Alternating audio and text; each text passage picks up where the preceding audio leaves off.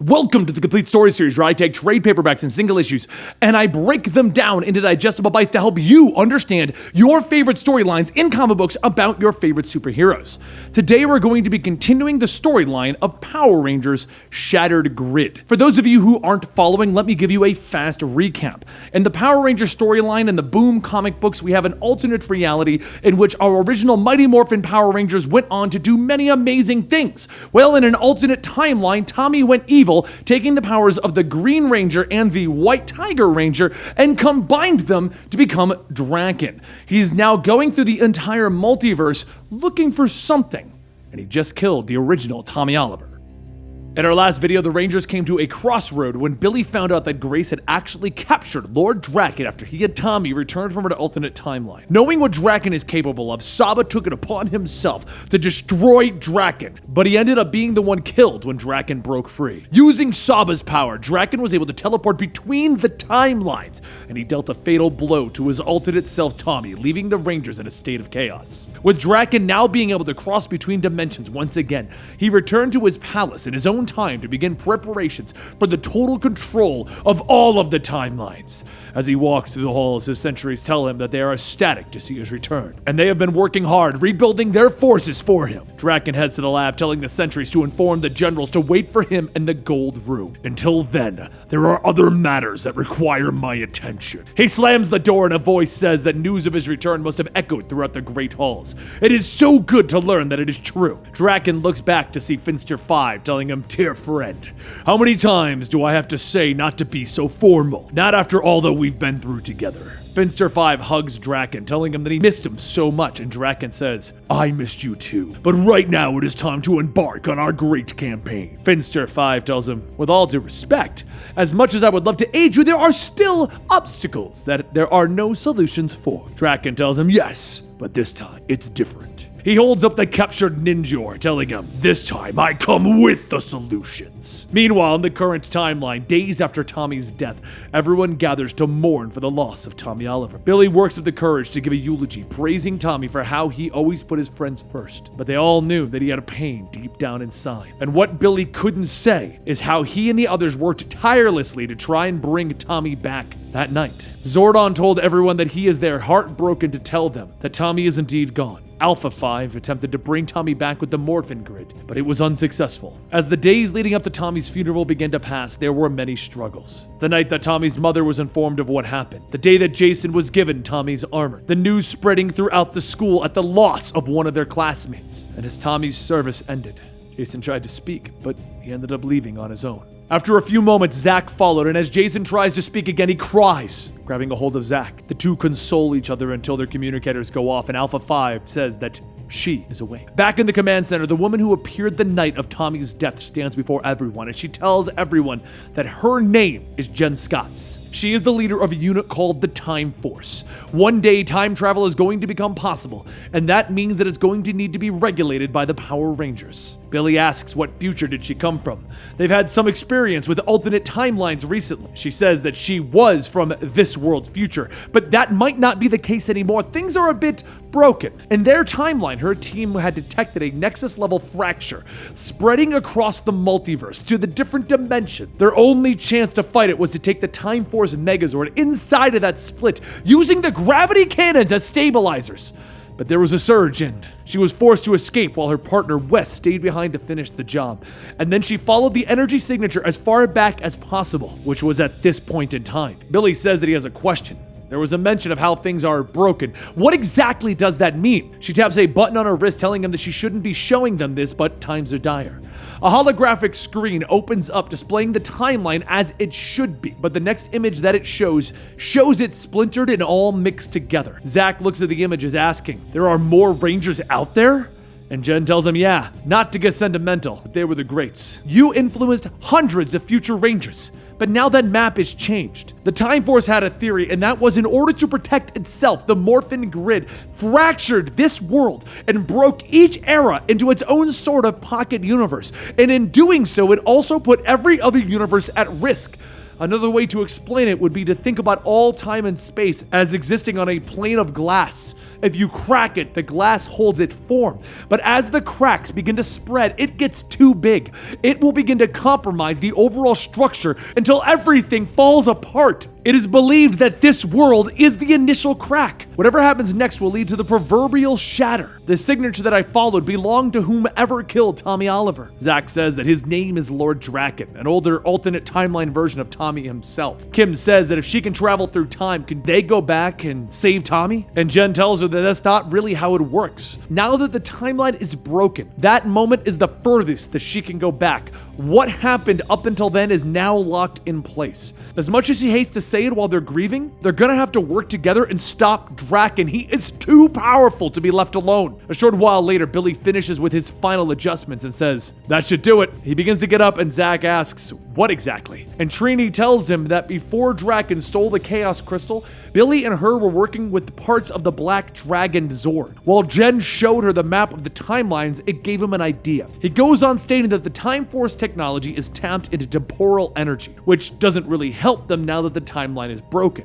However, with some adjustments and thanks to Black Dragon tech, that should change. They may not be able to go back in time, but they might be able to go to different universes. And just then the alert goes off and Jen says that it's Drakkon, or at least his energy signature. But it's not coming from this world. Jason asks Alpha 5 if he can get to where it is with the new adjustments, and Alpha 5 says, "Yes, I can teleport you all now!" A few seconds later, the Rangers all teleport to the Samurai Rangers universe to see that their Shiba is already under the control of Drakkon's forces.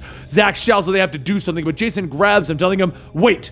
He just took down an entire team of Rangers. We need to be smart about this one." Jen checks her scanner and says that there is someone still out there and she's right over there. And over in the lake, the Red Samurai Ranger Lauren surfaces. One of Drakkon's Black Ranger sentries then spot her. The sentry shouts to hit them with the dragon cannon, and then everyone is hit with its blast. As the Rangers' powers are being stripped from them, Billy uses the Morph EMP, but it doesn't strip the sentries of their powers. Trini begins to ask, "Who are they?" And Jason yells that there's no time. "We gotta get back!" While all the Rangers all return to their current time period, back at Drakkon's castle, Finster 5 finishes setting up the Samuraiser, stating that this will not be a pleasant process. Drakkon tells him that he understands, but it'll be worth it. Activate when ready. Finster flips a switch and the energy begins to flow through Drakkon, lighting up the room. As it fades, he looks at his newer and improved armor, telling him, "I can feel the strength." Finster 5 tells him it's remarkable. The process worked better than anyone could have imagined. Drakkon then asks, "What about the other Samuraizers?" And Finster 5 tells him it won't be necessary.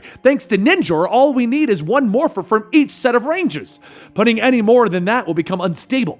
But it doesn't mean that we can't use them to form a century army. After all, we have so much to conquer. Elsewhere in the castle, a group of Drakkon sentries gather, and one says that the prisoner that they have is a real tough one. He didn't say a word. The other tells him, of course, he's the leader of the Coinless. And then another voice calls out that they just need someone who knows what they're doing. The Red Ranger sentries pass the group, telling them that they are dismissed. Leave this one to us. As the sentry walks in, the Coinless Zack asks, "What, no more minions? Bringing out the big guns?" The sentry tells him that there's going to be some listening. The sentry takes off his helmet, and Skull from Bulk and Skull tells him, "You're going to realize that it was old Skull here risking his cover." Back at the current day command center, Lauren explains that those forces just marched up into the Shiba house, and before they knew it, they had taken down their defenses. Jason asks, did Drakkon say anything while he was there? And Lauren tells him that he just said he was going to destroy them all. They had these weapons that warped their powers somehow. It was pain that she had never felt before, but where are her friends? Trini says that they're not sure.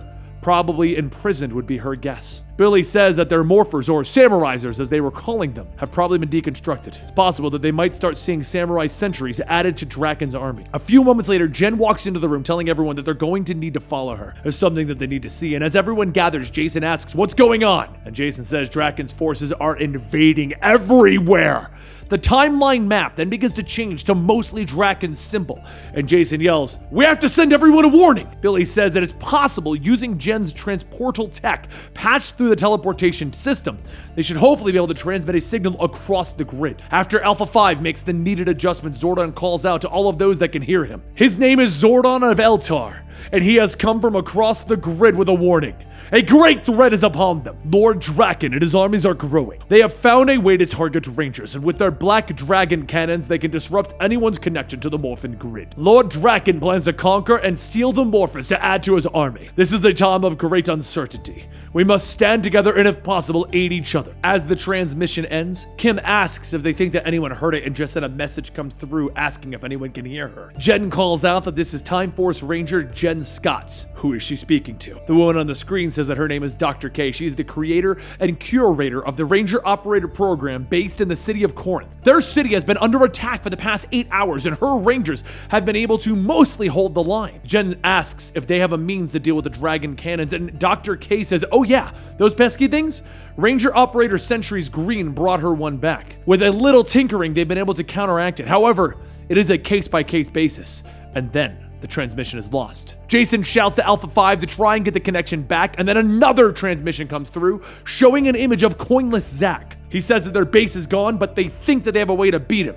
If you're hearing this, rendezvous on the attached coordinates. Kim asks if they should do it, and Jason tells everyone, all right, here's the plan. Billy, Zack, and Trini will head to the coordinates that the coinless left in Drakkon's world. Jen and Kim will try to locate more signatures like they did with Lauren. Lauren and I will go to Corinth to make contact with Dr. K. That way we can work on all 3 things at the same time, while the Rangers head out, back in Drakkon's castle. Drakkon sits at the command post looking at the red zeonizer crystal from when all this began. Finster 5 then asks, relishing in our recent success?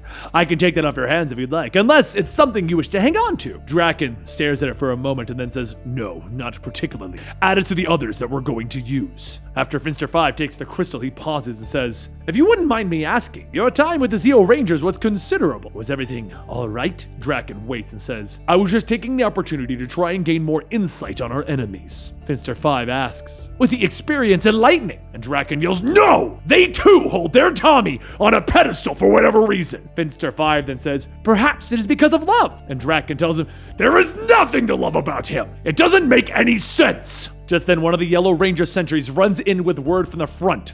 There's a team of Rangers that the Black Dragon cannon isn't working on. It appears that this Dr. K that he tried to recruit made a breakthrough. Drakkon gets up from his throne stating, it doesn't matter. I will bring the reinforcement to Corinth myself, right after the next power transfer. Meanwhile, elsewhere in the ruins of the juice bar, Zack, Trini, and Billy teleport in on Drakkon's world. And as they look around, Trini asks if it's the right place.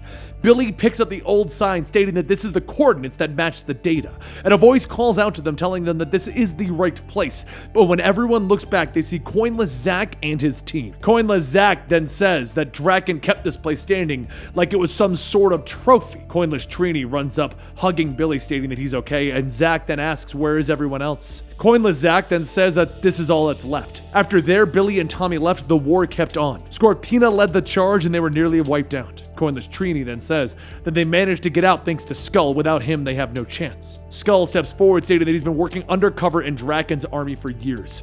He's been able to see the inner workings of the throne room, and now they have Ninjor. Your Ninjor! Trini asks who's that, and the coinless Zack tells her that they haven't met Ninjor yet, but Ninjor is the one that created the power coins. Drakkon has him under his spell and is somehow forcing him to help. If they save Ninjor, they can beat Drakkon. Over on the Corinth front, Dr. K's Rangers fight back against Drakkon's forces, and everyone stops when they suddenly hear Thoom, Thoom, Thoom. Drakkon's forces look up and they see the giant Tyrannosaur Zordon growling. The Black Ranger sentry is starting to fire, and Jason whips his tail, forcing all of the forces to retreat.